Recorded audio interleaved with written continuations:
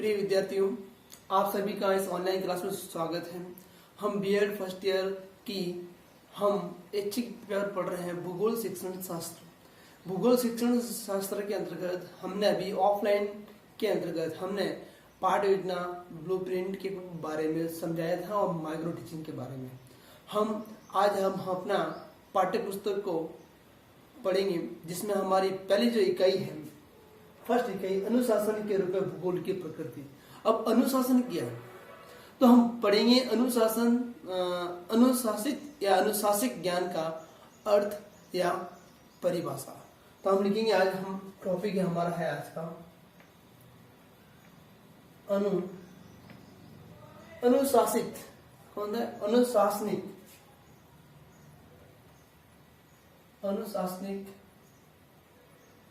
ज्ञान का अर्थ पढ़ेंगे। अनुशासनिक ज्ञान का अर्थ पढ़ेंगे। ये हमारा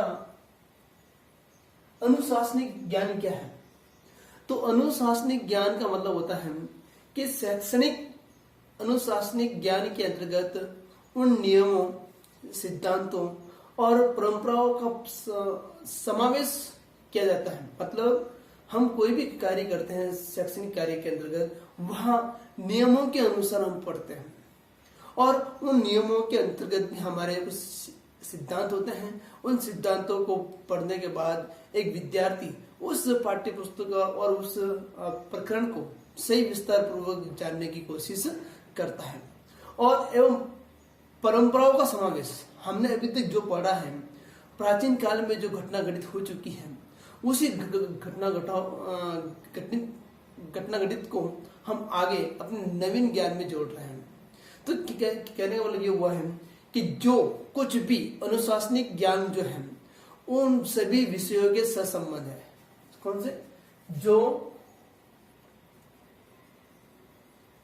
विभिन्न विषयों का सहसंबंध है। जो विभिन्न विषयों का सहसंबंध है। सहसंबंध का मतलब होता है कि हमारे भूगोल जो है वो सभी विषयों के अंतर्गत अपनी अपनी भूमिका रखता है और उसकी उपयोगिता को भी जानता है और उसमें प्रयोग को भी जानता है, समग्रता आदि का भी बोध कराता है। मतलब हमारा जो भूगोल विषय है वो सभी विषयों की जानकारी देने के लिए प्रेरित है। मतलब हम कहते हैं भूगोल की अन्य शाखाएं, भूगोल में से बहुत कुछ विषयों का प्रादुर्भाव हुआ है, जो हम अगर इसी क्रम के अंदर आगे पढ़ते रहेंगे कंटिन्यू। तो मतलब इस नियम और सिद्धांतों के समूह को अनुशासनिक ज्ञान का नाम दिया जाता है। इन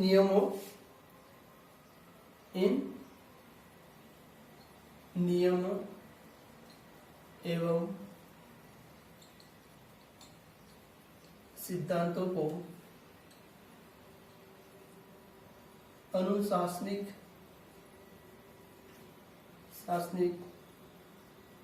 ज्ञान का नाम दिया जाता है। किसका? इन नियमों एवं सिद्धांतों को। किसको? नियम और सिद्धांतों को ही अनुशासनिक ज्ञान का नाम दिया जाता है। सामान्य रूप से विचार करने पर क्या जाता है कि ये तथ्य स्पष्ट है या नहीं, क्योंकि जब व्यक्ति इस नियम और सिद्धांतों को परिभाषित करता है, देखता है, पढ़ता है, तो उस विषय के बारे में संपूर्ण ज्ञान प्राप्त करने की कोशिश करता है। हम इसी क्रम को आगे बढ़ाते हुए हम लिखेंगे, अनुशासनिक ज्ञान जो है, हम नियम और सिद्धांतों के बारे में बताते हैं। यदि कोई शिक्षक उस विषय का विशेषज्ञ नहीं है, मतलब अगर कोई अध्यापक भूगोल विषय के बारे में संपूर्ण जानकारी रखता है, तो परंतु वो सामान्य शिक्षक नहीं बन सकता, क्योंकि सामान्य शिक्षक जो होता है वो सर्वोत्तम शिक्षक के लिए सभी विषयों का ज्ञान होता है। मतलब सर्वोत्तम जो विकास होता है, एक अध्यापक चाहता है कि मुझे सभी विषयों की जानकारी है, तो वो विशेषज्ञ होता है। और इसके उपरांत जिस अध्यापक को सामान्य शिक्षक होता है, वह सामान्य ज्ञान तक आवश्यक होता है।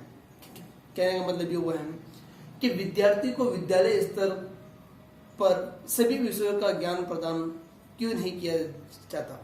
क्योंकि विद्यालय के अंदर हम अभी तक पहली से लेकर 10th तक जो पढ़ते हैं वहाँ सभी विषय पढ़ते हैं। सभी विषयों के अंदर मतलब सभी विषय की हमें जानकारी होती है। जब हम सभी विषय पढ़ लेते हैं, हम 11वीं में आते हैं तो वहाँ विषयों का चयन होता है। क्यों होता है? क्योंकि एक अध्यापक के अनुसार हम जब ऑल सब्जेक्ट पढ़ाते हैं, उन ऑल सब्जेक्ट के अंतर्गत जो अध्यापक रुचि के साथ पढ़ाता है विषय को, विद्यार्थी उसी रुचि के अनुसार विषय का चयन करता है। कहने का मतलब ये हुआ है कि विद्यार्थी अपनी रुचि को ध्यान में रखते हुए विषयों का चयन करना जरूरी होता है, क्योंकि छात्रों को सामान्य उत्तरदायी नागरिक के रूप में सभी क्षेत्रों को तैयार करना पड़ता है। कहने का मतलब ये हुआ है कि अध्यापक को उस विद्यार्थी का सर्वांगीण विकास करना चाहिए। तो उसे बोलते हैं, क्या बोलते हैं, नियम और सिद्धांतों का अनुशासनिक ज्ञान कहा जाता है। मतलब अनुशासनिक ज्ञान जो है हमने पढ़ चुका है, इसका अर्थ समझ गया है कि नियम और सिद्धांतों को अनुशासनिक ज्ञान नाम दिया जाता है। अब इसी में आता है हमारा अनुशासनिक